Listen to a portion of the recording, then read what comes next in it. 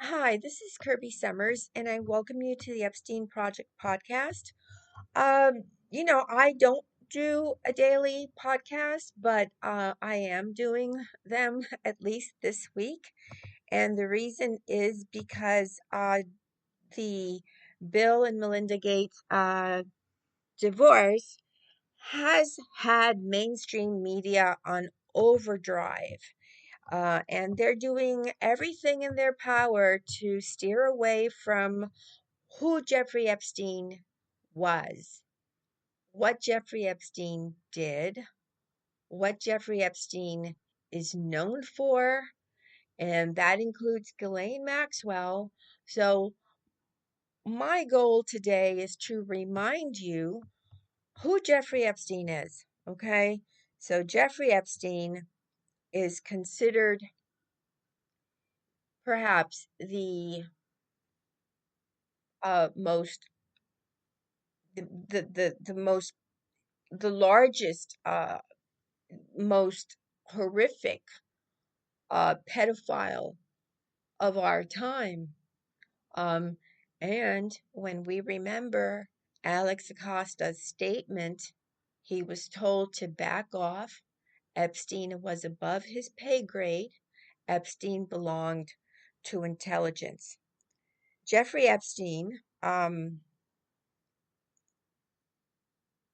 he basically built his trafficking ring in a way that is not dissimilar to the Marquis de Sade. So, for those of you who know that who the Marquis de Sade was, he was someone who was so he basically had no moral scruples. Okay, he was famous for what was called his libertine or libertine sexuality, which basically meant he was devoid of moral principles. He had no normal sense of responsibility. He had no sexual restraints whatsoever. He believed in cruelty. He believed in violence, suffering, you know, on the level where it's one on one or one with many other people. And I think you get the gist of what I'm talking about. Um, Epstein would leave clues about his morally corrupt behavior that he had the trafficked minors engage in in his home. So, like, he would have books written by the Marquis de Sade on his tables scattered around in all of his homes. This and other things like the nude photographs, and in some cases, photographs of little girls with bare bottoms, were displayed throughout his house. Again, a life size museum quality painting of Ghislaine Maxwell, completely nude with her legs spread open, was there for everybody to see. And yet, somebody like Bill Gates or somebody like Prince Andrew or somebody like Bill Clinton, Jess Staley, Larry Summers, none of them seem to have really paid it any mind or any attention. Well, his house in Palm Beach was raided in 2005. 2005. And at the time, the local police department, sort of the investigation was headed by Detective Joe Ricari, who was sadly no longer alive, and Michael Ryder. Um, they thought they had a slam dunk case. Uh, a 14-year-old girl, her stepmother was upset when $300 was found on the little girl, and she was kind of forced to say, hey, I got it from this old man who lives in this house. And the police, interestingly enough, there are like these um, details that mainstream media doesn't really cover. The police pulled out, a book of photographs. I don't know what that legal term is, but I guess, mugshots of people, and they showed it to the little girl, and she picked out Jeffrey Epstein. Now, why was he in the police mugshot album to begin with? I mean, has anybody questioned this? So she picked out Jeffrey Epstein, and that is when the investigation began in 2005.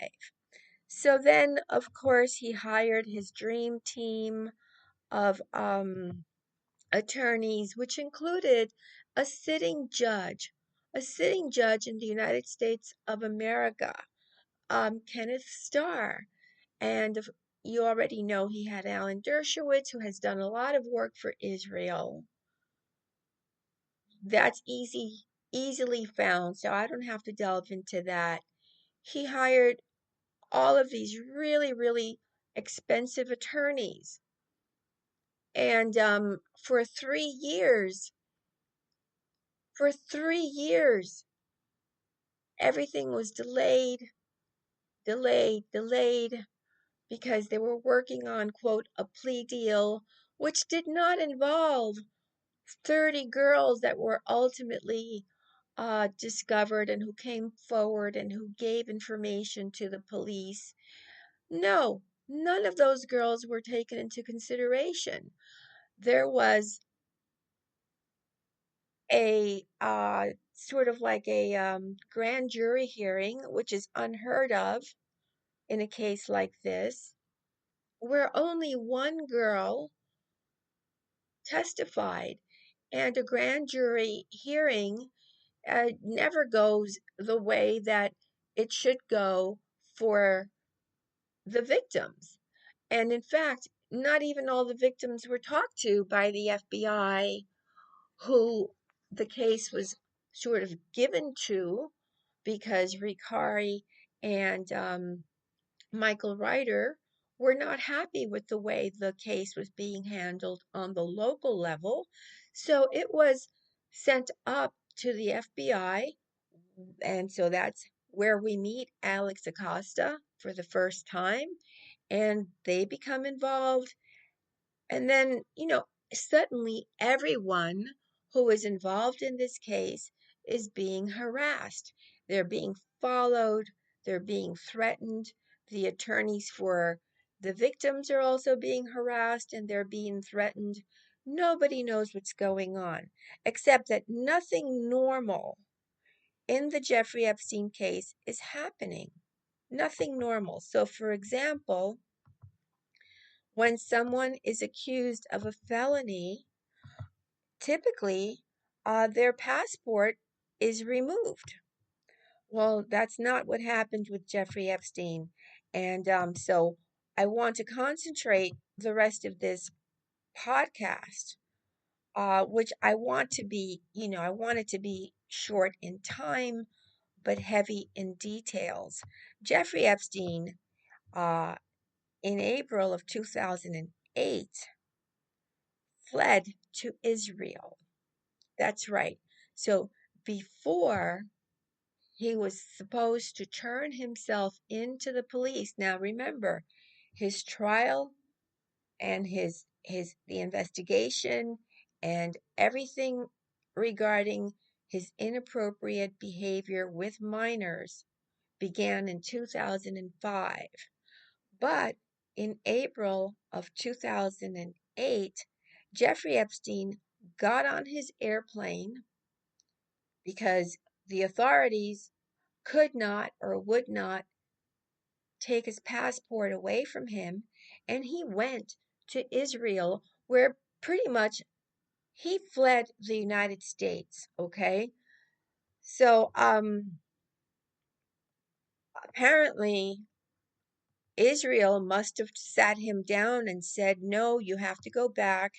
And maybe Israel had made a deal with the United States Because if we remember when Jonathan Pollard was sort of caught stealing secrets for Israel, and he was being run by Rafi Eitan, and Rafi Eitan was also Robert Maxwell's handler.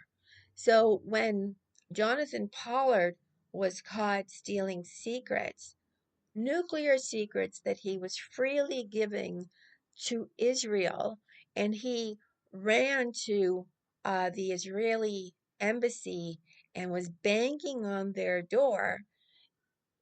The Israeli embassy did not want a problem with the United States.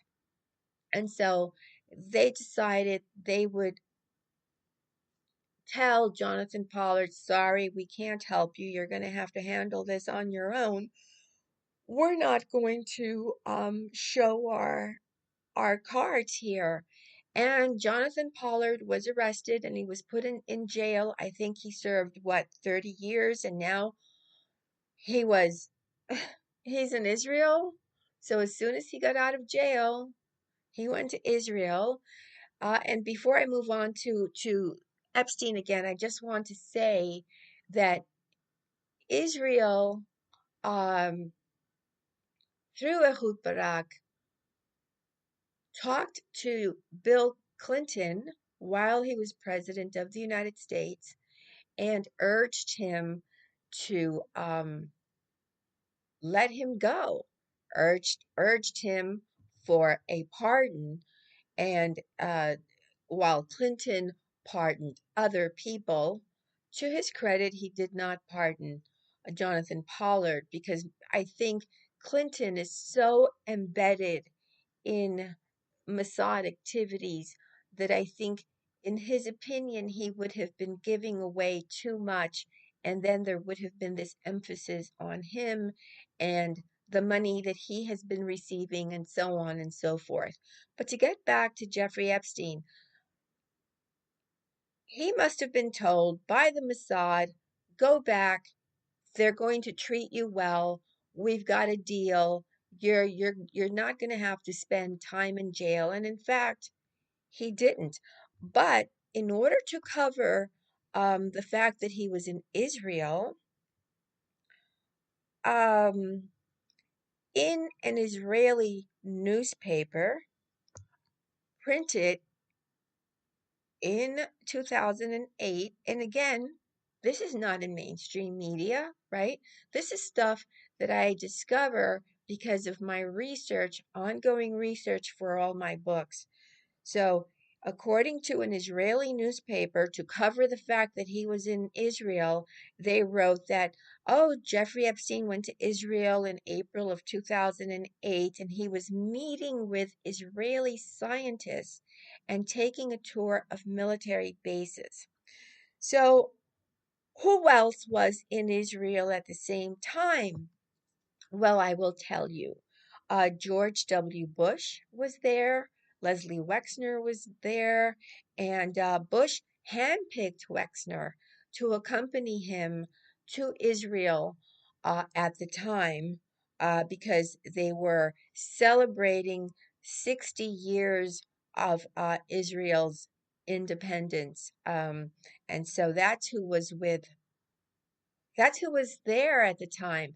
And in my opinion, I think if you have George W. Bush, Leslie Wexner, Jeffrey Epstein in Israel at the same time, well, these people are talking with the Mossad, obviously. In my opinion, that's the way I see it. So then, um, on April 25th, 2008, Jeffrey Epstein returns to South Florida from Israel. And who is waiting for him on the tarmac? Well, John Connolly. John Connolly is a journalist. He's a reporter. He did work with James Patterson on the book, um, Filthy Rich. And and Connolly has been actively following and pursuing this Jeffrey Epstein case, because it didn't make sense to Connolly either. Well, Connolly was there on the Tarmac with a film crew so that when Jeffrey Epstein's plane was coming into Florida and he noticed that there was a film crew down there, what did Jeffrey Epstein do? He contacted the authorities. Like seriously, he contacted the authorities in Palm Beach and he said, "Get get these people off the tarmac. I'm flying in." And so, like, who's the bad guy here? Is it James Connolly, who's a reporter and who is trying to get the crew to film Jeffrey Epstein's plane landing from Israel back into Palm Beach? Or is it Jeffrey Epstein? So, in any event, Epstein gets off the plane. Connolly is there. There's a car waiting for Epstein. And, he goes ahead and he allows himself to be like I think it takes another couple of weeks before he turns himself in. And then basically he doesn't really spend time in jail, does he? He's allowed like what, 16 hours out of the day out of the jail? Perhaps it was 12 hours. I think it was from 8 to 8. He could just go to an office that he just rented not far from the jail. He can go there and do whatever he wanted. He can go back to his house. He can go anywhere, and he did. Um, 6 days out of the week, he had this work release program. He wasn't even put into the real jail. He was put into what was then called the drug farm. So the drug farm was like sort of a private area where people who did not really offend but who had drug issues, they were there. uh, and that's where Jeffrey Epstein was put. His jail cell was not even locked. There was no lock on his jail cell when he returned home after being driven there by his driver, his chauffeur. It's just ridiculous. He was given his own TV room. He had a staff who would mingle with the jail staff. I mean, he had it really light. Instead of serving the 18 months that he was supposed to serve, no, he was out of there, what, in 12, 13 months? Then he was supposed to have house arrest for a year, and he breached that too. So, let's fast forward to 2019. He is in Paris and he's going to be arrested when he gets back to New York.